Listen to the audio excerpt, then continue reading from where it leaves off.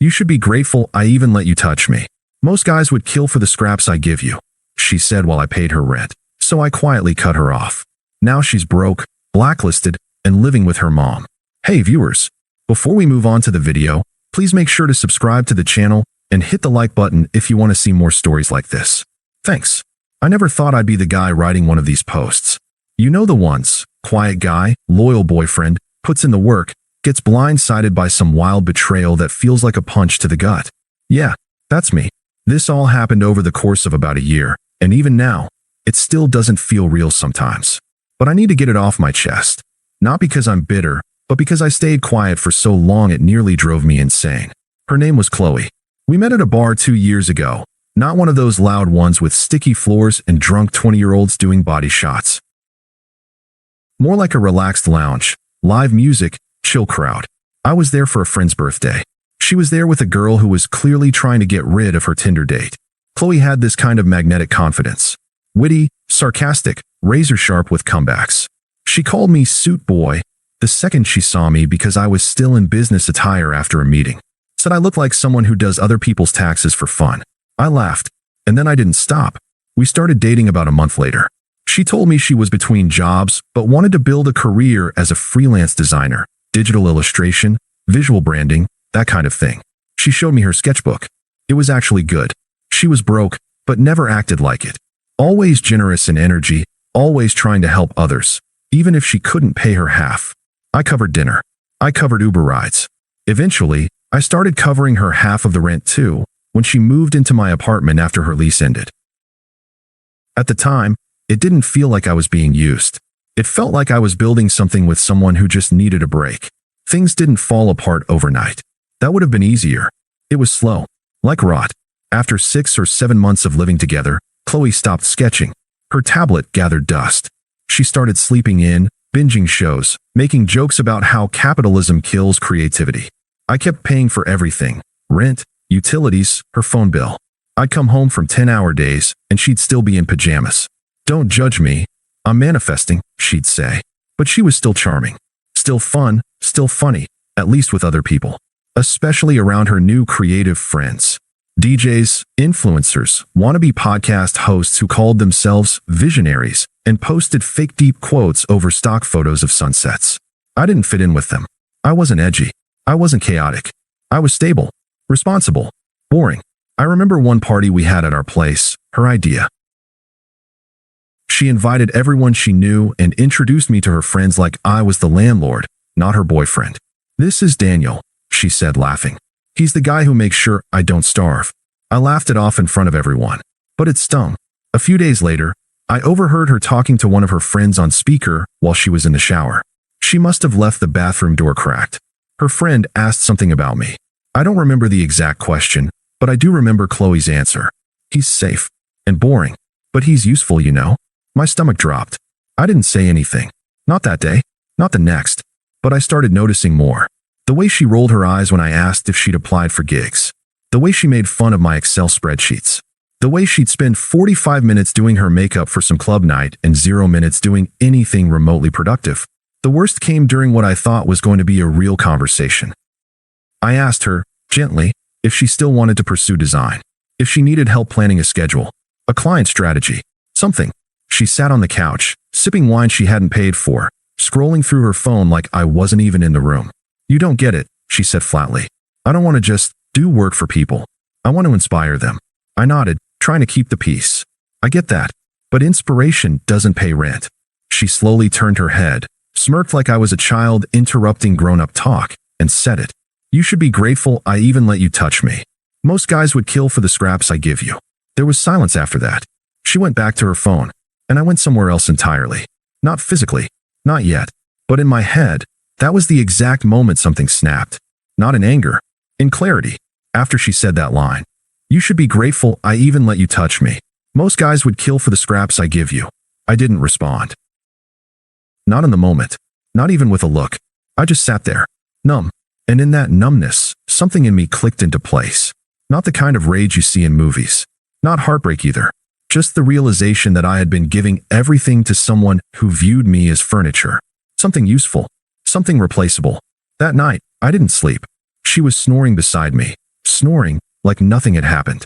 I stared at the ceiling for hours, going over every time I gave her the benefit of the doubt. Every bill I paid. Every time I excused the laziness, the insults disguised as jokes, the complete lack of gratitude. The next morning, I was calm. Too calm. I cooked breakfast for myself only. Packed lunch for work. Didn't say a word when I left. And that became the pattern. The silent exit begins. I didn't tell her I was done. I just started acting like I was done. First step, I opened a new bank account. Second, I canceled the joint credit card she always used to just grab a few things. When she tried to use it at Sephora and it declined, she texted me, "Hey babe, your card's not working?" I replied, "Not my card anymore." She didn't respond. That was the first time she knew something had changed. Next, I started moving things out slowly. My birth certificate, my childhood photos, my expensive headphones, one drawer at a time. A shirt here, a laptop charger there. She didn't notice. She was too busy planning a birthday weekend for her DJ friend. Too busy working on her personal brand, which, as far as I could tell, meant scrolling Instagram and reposting memes about cutting off low-vibrational men. The final move out 2 weeks later, I scheduled a Friday off work. She was asleep, probably hungover, when I packed everything that was mine into a U-Haul van. Took maybe 2 hours. Left the keys on the counter. And a note. Just one sentence. "You don't owe me anything. I just realized I owe myself more." I turned off my location sharing. Blocked her on social. Changed my number the next day. No big confrontation. No final fight. She didn't deserve one. I didn't ghost her. I just released her. The way you release something that's rotting in your fridge. No ceremony. No drama. Just gone. Aftermath. First ripples of panic that weekend. I stayed with a buddy from work while I found a new place. We grabbed drinks that night, and he told me I looked peaceful. Not happy. Not excited. Just light. Like I dropped a backpack full of rocks I didn't even know I was carrying. 3 days later, Chloe called my work phone. I didn't answer. She left a voicemail. Her voice was syrupy sweet. "Hey, I'm not sure what's going on, but I think we need to talk. Like now." I deleted it. Next day, she emailed. Subject line, "Seriously? Body, you think this is okay? You don't get to just walk out and act like I don't exist. That's emotional abuse, Daniel." Right. Now it's abuse. After she told me I should be grateful to touch her. After she drained my account like a parasite on vacation. I didn't respond. Mutual friends start reaching out by the end of that week. I'd heard from 3 of our mutual friends, most of whom were really just Chloe's entourage. One texted, "Hey man, Chloe's freaking out. She said you just dipped? WTF. Another called me a narcissist. You're really gonna do her like that after everything she's done for you?" I almost laughed out loud. What exactly had she done for me, besides consume my time, my energy, and my savings like it was her birthright? Still, I said nothing. Not a word. Because silence was finally doing the job my words never could. She starts to spiral. I didn't follow her on social anymore, but friends occasionally sent me screenshots. She posted vague quotes about betrayal. Some people only support you when you're useful. Watch how quickly they disappear when you stop feeding their ego. No likes. No sympathy comments. Just 1 or 2 pity reacts. She DM'd me again a month later from a burner Instagram account. "I miss you. I didn't mean those things. I was scared. You made me feel too safe, and I confused that with boredom. Please talk to me." I didn't even open it. Closing this chapter, for now. That's where I'll leave this part. Because by then, the power had already shifted. Not because I got revenge. Not because I made her suffer. But because I had something she couldn't fake, couldn't post, couldn't manipulate. Peace. And she had to sit with the fact that she threw it away like it was nothing. It's funny. When someone's the center of attention for long enough, they start to believe silence is impossible. That people will always care. Always orbit. Always look back. But when you truly go quiet on someone like Chloe, no text, no call, no explanation, not even anger, the silence becomes unbearable. And eventually, it starts screaming. The DJ boyfriend who wasn't about 6 weeks after I moved out, a mutual friend, a guy named Marcus who never really picked sides, sent me a message. "Yo, you heard about Chloe and Kai?"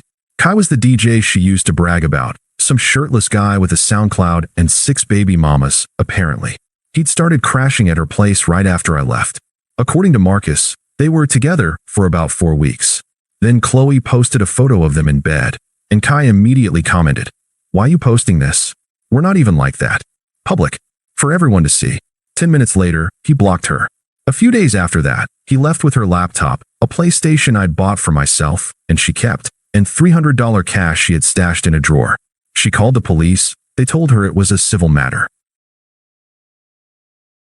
She posted some Instagram story rant about men being trash and how she was done being generous. Generous, as if she had been the one paying rent, covering groceries, buying electronics. The blacklist begins, then the landlord got involved. Apparently, she hadn't paid rent in 2 months. She'd been too emotionally distressed to get a job, her words, not mine, and kept promising her new man would help out. But DJ Kai was long gone. When she finally got an eviction notice, she lost it on the property manager, screamed at him in the front office until security had to escort her out. Result? She got blacklisted from every property owned by that real estate group, which was a lot. In that part of town, it meant she'd either have to go way out into the suburbs or move back home. She chose the latter. Back to Mom's house, she didn't tell anyone, but people talk. I heard from Marcus again. He ran into her at a grocery store back in her hometown. Said she was wearing oversized sunglasses and pretending not to see him.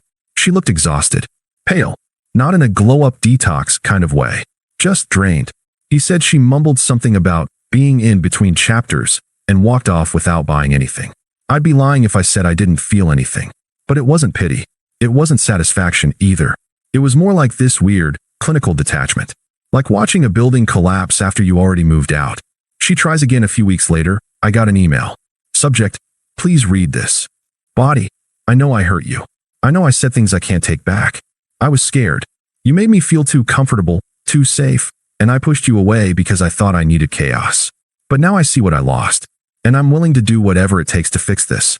Therapy, communication, whatever you need. I miss you. Please call me. I didn't reply. The next day, I got a message on Venmo. One sent with the note: just want to talk. Blocked. She sent a message to my cousin, who lived in another city. Can you tell him I'm not crazy? That I was just overwhelmed. Blocked again. Then she tried the guilt route. Sent me an actual handwritten letter through my old building's office, which I no longer lived in. You don't have to forgive me. Just don't hate me. I didn't hate her. I forgot her. Her friend's turn at first. She tried to rally support, telling people I ghosted her, painted me as cold and heartless. But people started asking questions. Didn't he pay your rent for a year? Weren't you the one who said he was lucky to even be with you? Didn't you have some guy move in right after? Her tribe, the creatives, the loud personalities, started quietly stepping back. You can only play the victim for so long before people remember who you really are. And me? I was fine.